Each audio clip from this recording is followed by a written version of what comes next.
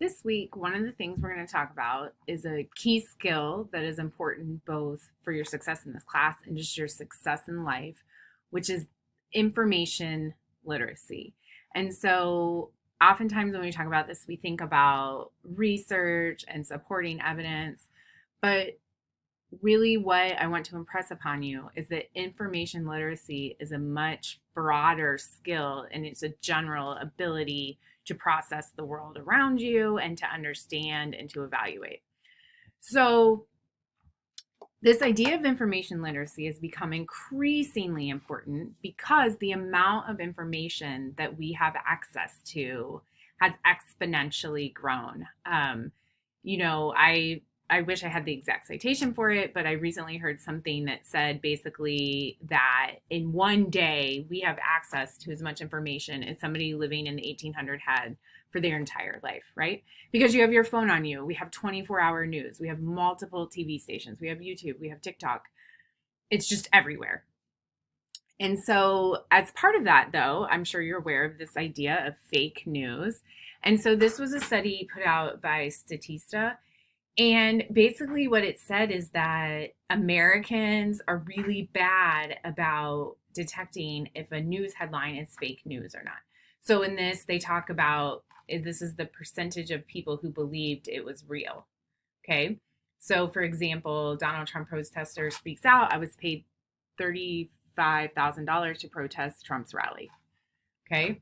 So 79% of people believe that was true versus Barbara Bush. I don't know how women can vote for Trump. 82% believe that. Melania, Donald Trump, I'm refusing presidential salary. I'm not taking it. 90% of people believe that. And so, why I point that out is information literacy is the ability to critically evaluate the news. And a lot of times you have to go beyond just reading the headline. So you might say, well, that sounds reasonable. That makes sense. Again, we live in a crazy time. So sometimes headlines are shocking, things are true. But how do you go beyond just the headline, just as it scrolls across Twitter or Instagram?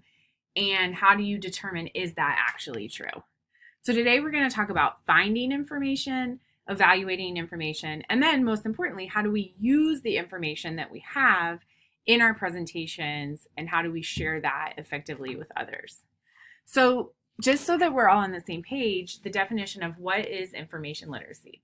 And this came from Brown Mackie College who created this slide, and then the American Library Association says it is a set of abilities requiring individuals to recognize when information is needed and have the ability to locate, evaluate, and use effectively the needed information. So those three things that we are talking about.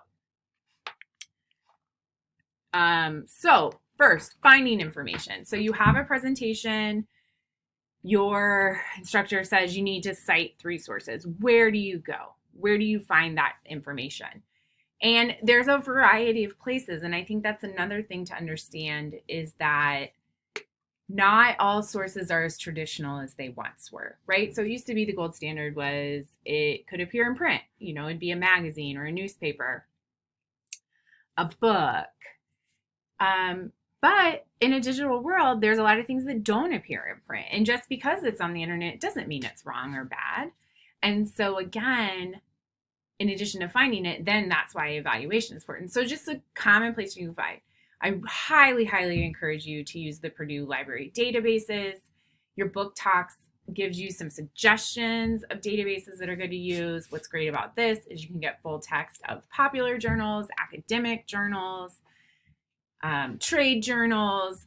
And in many ways, these sources tend to be pretty credible because they're vetted by these databases. You can use Google. I use Google all the time. Again, it's a matter of what are you finding? And it doesn't just have to be Google Scholar to be credible, but organization websites that are experts in the field, government organizations like the CDC or your local health department. People are an excellent source, and I think sometimes we forget that. So if you're talking about how something works or how you've done those, talk to experts. And your book talks about a lot of testimony. Talk about peer testimony. Then there's of course news sources, And so those are both on television, they're online, they're in print, and social media. Now, the thing about social media, that's a good place to gather information, especially if you want things like public sentiment. But oftentimes you will see news things shared through social media. But again, with the caveat of, is this true? What is the original source? So, in evaluating information, this is a really common model that is used. And these are the things you want to think about is the currency. So, depending on your topic, the currency is going to matter more or less. So, for example, if I was talking about something about the coronavirus, a lot of things, it's constantly changing. As you know, we live in a changing world. So, information about rates 2 weeks ago might not be as relevant. And what we need. Is it relevant to what you're talking about? A is authority. So who's saying this? Who is the source? And this gets into, is that source credible? Is it accurate information? And sometimes we don't know. So some of the ways to check that is, if I find a statistic from a certain place, can I find another organization reporting similar statistics? Right? Because many times we get competing information. And then this one I think is really important, and something we forget about is, what is the purpose of this information? So basically, whoever generated this information, what is their long-term goal? And this can really help us detect bias. So is it an organization that has a particular goal? Now, just because they have a goal, that does not necessarily mean that it's wrong. We just need to be aware, and oftentimes it's good to go in and check the opposing side.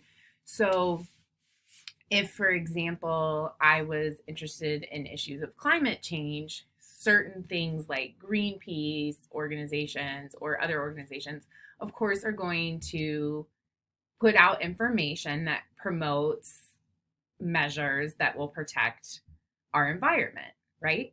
They could be very accurate, but I always need to recognize that there is a reason they're putting that out there. And so there's no one thing necessarily that will make information good or bad, but when I take all of that together, I can decide.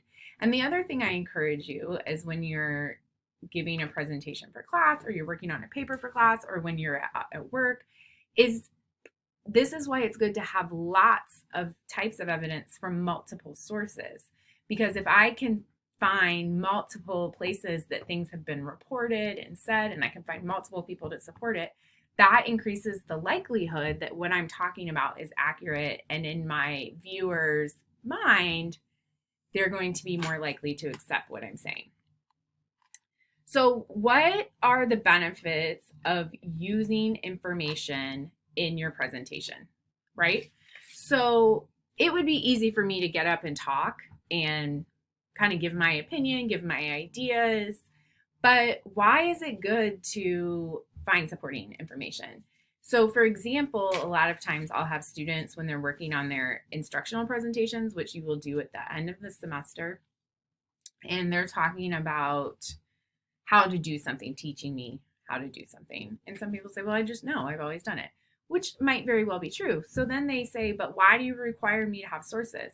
Well, here's why. One is, it just enhances your credibility. So again, it's not just according to the world of Dr. Hall, it's according to other people. So you'll notice throughout these videos, I am referring to information that I got other places. These are things I don't just know, I've done research and incorporated it.